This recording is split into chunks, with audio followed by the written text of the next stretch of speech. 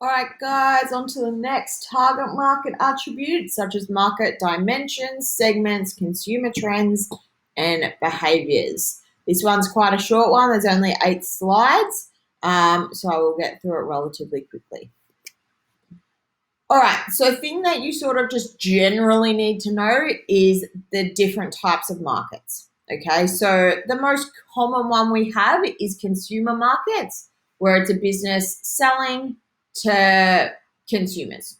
Okay, that could pretty much be anything that you guys are buying is likely to come under this consumer branch of markets.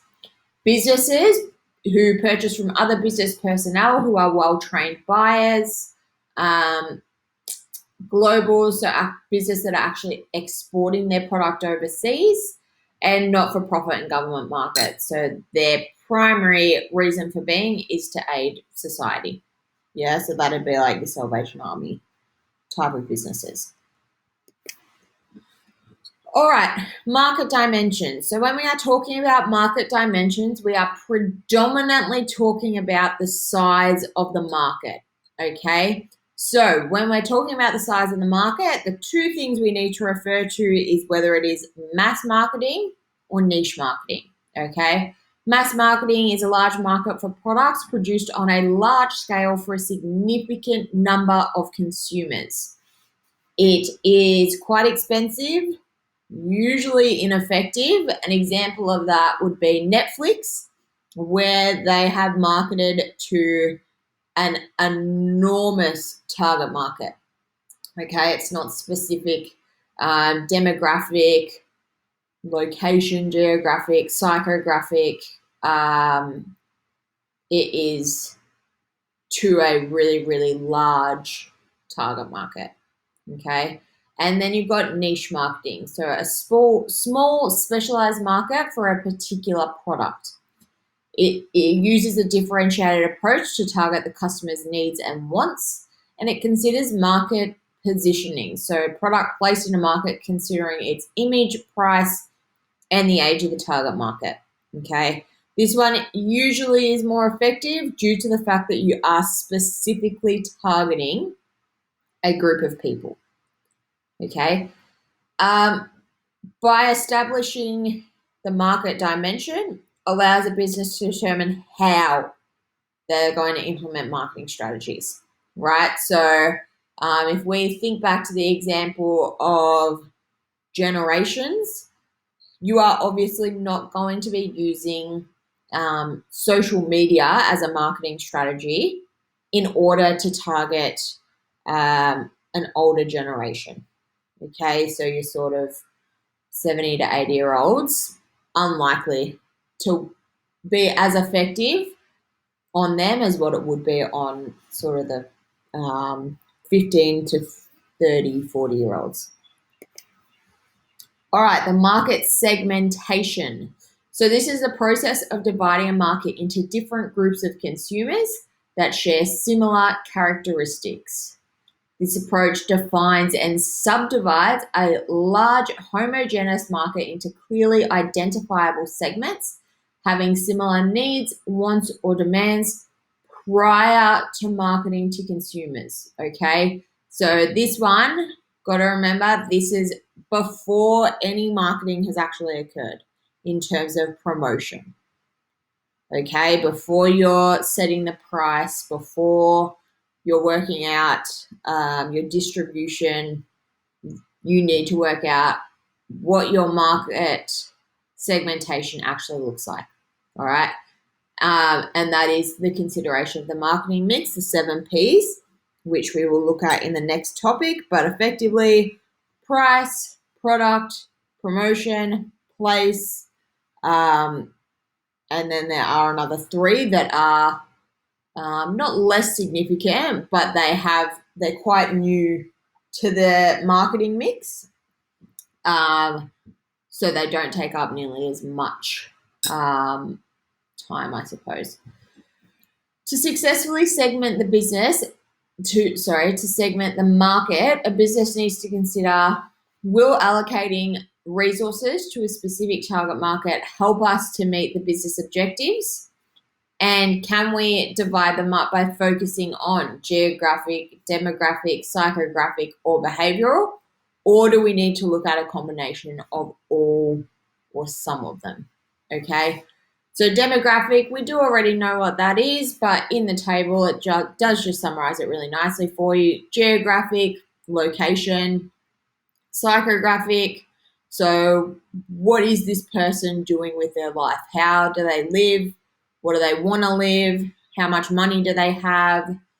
Behavioral characteristics, so regular product users or first-time users, always linking back to the product itself, I suppose. Target market, again, we do pretty much know what this is, but we will just briefly touch on it. So target market, a specific group of customers which a business aims its marketing efforts towards. So it is a group of customers with similar characteristics who currently purchase the product or are likely to in the future. All right. A business that selects a target market based on the needs and wants of a consumer, as well as interests, which will cause them to purchase the products, leading to increased sales and potentially profits. Marketing to a specific target market is important because, number one, focuses its marketing efforts on consumers who are most likely to purchase the business's product. Therefore, they're probably going to save time and money. Again, most likely to engage and respond to the product's promotional material. Those two sort of go hand in hand. Save costs by targeting specific profitable segments of the market, and narrows its focus to a target market, which makes it easier for the business to understand the trends and behaviors of customers within its target market. So what you will be looking at when you're considering your target market is who your primary target market would be. So as an example, your primary target market, if you were a baker, you're making cakes, your primary target market may be birthdays or wedding cakes. So your primary target market may be people with events that need a cake in a given time frame. So business's main target market, that's going to make them the most money or help them to meet their business objectives. Their secondary target market is a smaller segment of the market that is second most likely group of customers to purchase a business's good or service. Sticking with the baker, potentially you could have people that are just wanting to buy cakes or I don't know, cupcakes, cookies, whatever, just for small family events or just to have in the house. Yeah. Primary target market will generally generate the most amount of revenue and sales, where the secondary market can still be profitable and responsive segment to focus marketing strategies on, because it can still contribute to the overall money. Okay, if we're thinking about the Pareto principle from back in the first video, your primary target market, they're the ones that are the 20% giving you 80% of your revenue. The secondary is going to make up a lot of that other 20% of revenue. Your customer behavior, so actions of those who purchase goods or services for consumption, study of individuals and groups, and the processes they use to select, secure, use, and dispose of products, services, and experiences to satisfy their needs in order to create effective marketing strategies. And then you've got the factors that influence customer behavior. Again, I don't think this is particularly new to you guys. I think if you were to think about it logically, you'd all be able to answer it pretty well. But you've got your cultural, personal, psychological, and social. All right. So this is effectively going to help you to determine whether or not your particular business or product is going to be successful within the market based on whether or not customers are actually going to be interested. And then you've got your customer trends. So develop patterns in customers' behaviors, attitudes, and values. So this is sort of your societal attitudes, I suppose. Market function supports the business by understanding current and changing consumer trends.